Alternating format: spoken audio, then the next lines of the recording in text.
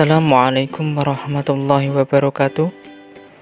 Kami dari kelompok 4 yang beranggotakan Elis Wijayanti, Edi Saputro, Sulih Luki Virgianti, Nabilatun Nafiah akan membahas materi tentang manajemen kesiswaan. Poin-poin yang akan dibahas dalam materi kali ini, yang pertama adalah pengertian manajemen kesiswaan, yang kedua adalah tujuan dari manajemen kesiswaan, yang ketiga adalah fungsi manajemen kesiswaan, yang keempat adalah implementasi manajemen kesiswaan, yang kelima adalah ruang lingkup manajemen kesiswaan, dan yang terakhir adalah prinsip dari manajemen kesiswaan.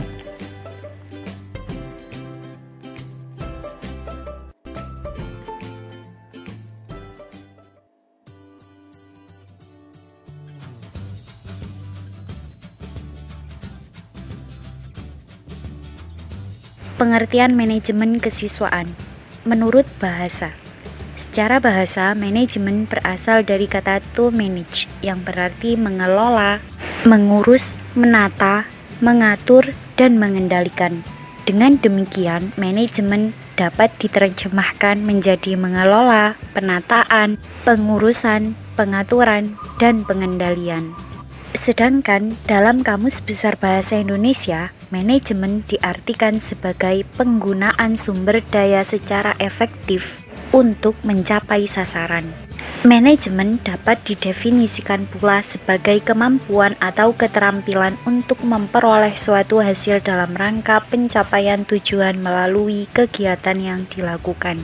Jadi, manajemen kesiswaan adalah seluruh proses kegiatan yang direncanakan dan diusahakan secara sengaja, serta pembinaan secara kontinu terhadap seluruh peserta didik dalam lembaga pendidikan yang bersangkutan, agar dapat mengikuti proses belajar mengajar secara efektif dan efisien mulai dari penerimaan peserta didik hingga keluarnya peserta didik dari suatu sekolah.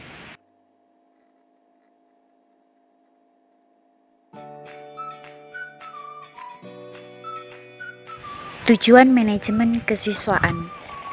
Tujuan manajemen kesiswaan adalah menata proses kesiswaan mulai dari perekrutan, mengikuti pembelajaran, dan sampai dengan kelulusan sesuai dengan tujuan institusional yang dapat berlangsung secara efektif dan efisien. Kemudian, Kementerian Pendidikan dan Kebudayaan Direktorat Jenderal Pendidikan Dasar juga menjelaskan bahwa tujuan manajemen kesiswaan adalah mengatur kegiatan siswa dalam proses pembelajaran di sekolah untuk pencapaian tujuan sekolah dan tujuan pendidikan yang optimal. Lalu, menurut Takwa, tujuan umum manajemen kesiswaan adalah mengatur kegiatan-kegiatan peserta didik agar kegiatan-kegiatan tersebut dapat menunjang proses belajar mengajar di sekolah.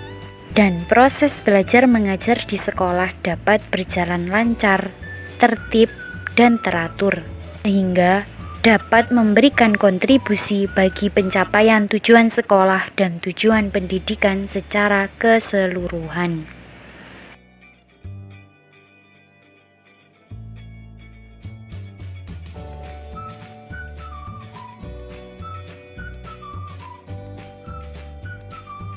Di sini saya Elis Wijayanti, saya akan menjelaskan tentang fungsi manajemen kesiswaan.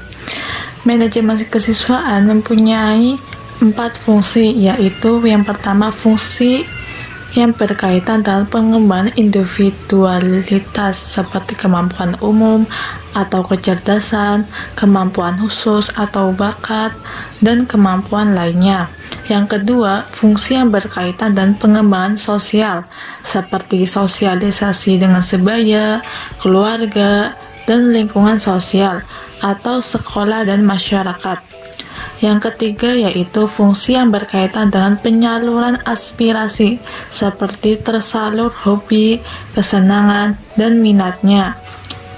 Yang keempat yaitu fungsi yang berkaitan dengan pemenuhan kebutuhan dan kesejahteraan agar siswa sejahtera dalam hidupnya.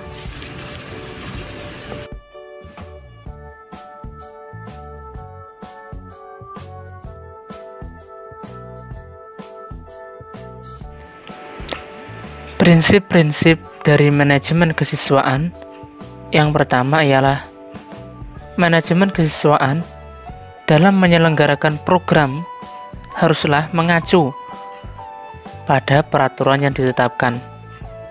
Dan yang kedua, manajemen kesiswaan harus dipandang sebagai bagian dari manajemen sekolah. Yang ketiga, bentuk kegiatan manajemen kesiswaan harus mengemban misi pendidikan dalam rangka mengembangkan peserta didik. Yang keempat, kegiatan manajemen kesiswaan diupayakan dapat mempersatukan peserta didik. Yang kelima, kegiatan manajemen kesiswaan dipandang sebagai upaya dalam mengatur padahal membimbing peserta didik. Yang keenam, kegiatan dari manajemen kesiswaan harus mendorong serta mengacu pada kemandirian peserta didik. Dan yang terakhir, yang ketujuh, kegiatan manajemen kesiswaan harus fungsional bagi kehidupan peserta didik, baik itu di sekolah atau di masa yang akan datang.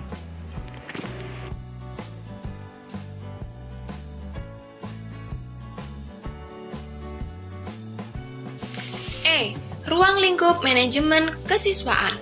Yang pertama, perencanaan peserta didik. Langkah pertama yang dilakukan oleh manajemen sekolah adalah mengadakan perencanaan. Kedua, penerimaan peserta didik. Dalam penerimaan peserta didik, mempunyai beberapa tahapan seperti kebijakan penerimaan, sistem penerimaan, kriteria penerimaan, prosedur penerimaan, problem penerimaan. Yang ketiga, orientasi peserta didik. Orientasi dalam peserta didik ini memiliki tujuan, yakni mengenalkan siswa baru dalam hal keadaan sekolah, tata tertib, berbagai macam kegiatan yang ada di sekolah.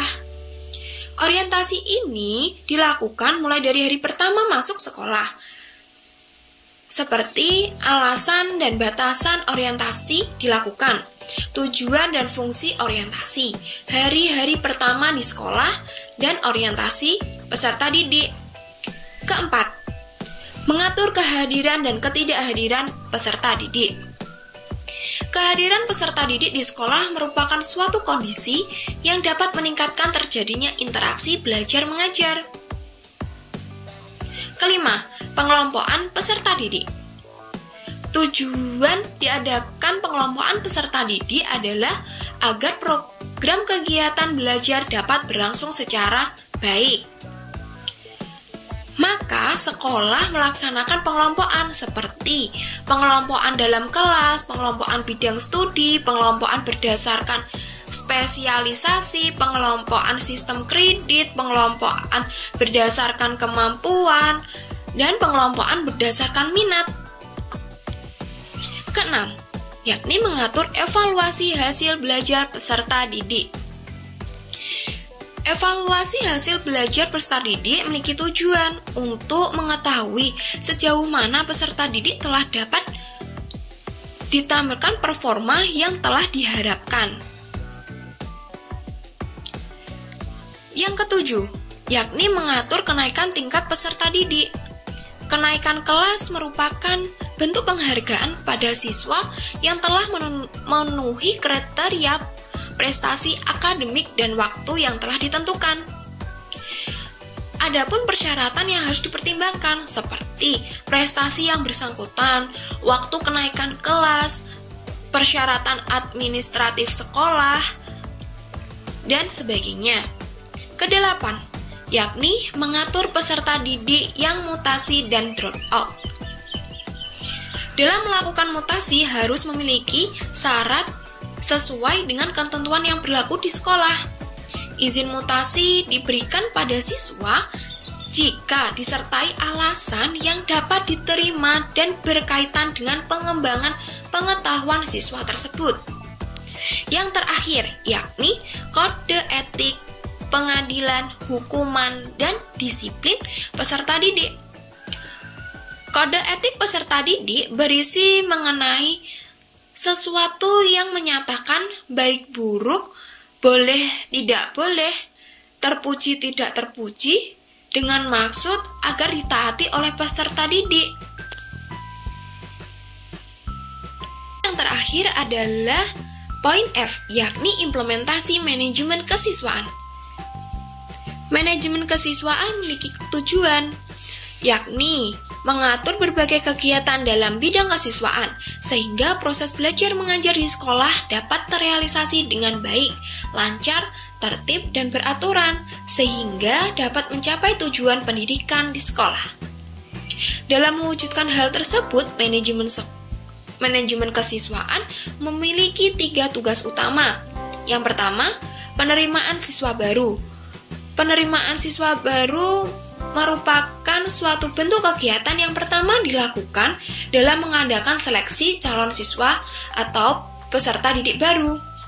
Secara sistematif, kegiatan penerimaan siswa baru atau peserta didik baru dapat dilakukan beberapa langkah, seperti membentuk panitia, menentukan syarat pendaftaran, menyediakan formulir pendaftaran, pengumuman pendaftaran calon peserta didik, menyediakan buku pendaftaran, mengelola waktu pendaftaran, menentukan calon peserta didik yang diterima.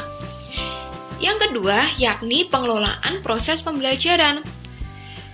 Pengelolaan proses pembelajaran merupakan pemberdayaan peserta didik yang dilakukan melalui interaksi perilaku guru dan perilaku peserta didik, baik di luar maupun di dalam ruangan. Secara sistematis, proses pembelajaran yang dilaksanakan seperti adanya input, proses, dan output. Input seperti adanya tujuan, alat evaluasi, materi, guru, siswa, metode, media, waktu, dan lingkungan. Sedangkan prosesnya yakni proses belajar mengajar seperti perilaku guru, perilaku siswa. Dan outputnya yakni mengenai hasil belajar seperti peningkatan daya pikir, peningkatan daya kalbu, peningkatan daya fisik. Poin yang ketiga yakni bimbingan dan disiplin. Dalam mengembangkan proses pembelajaran, memiliki tujuan dalam mengembangkan pengetahuan siswa, kepribadian, aspek sosial emosional, keterampilan bertanggung jawab, memberi bimbingan dan bantuan terhadap peserta didik yang bermasalah, baik dalam belajar, emosional, maupun sosial, sehingga dapat bertumbuh dan berkembang secara optimal sesuai dengan kemampuan masing-masing.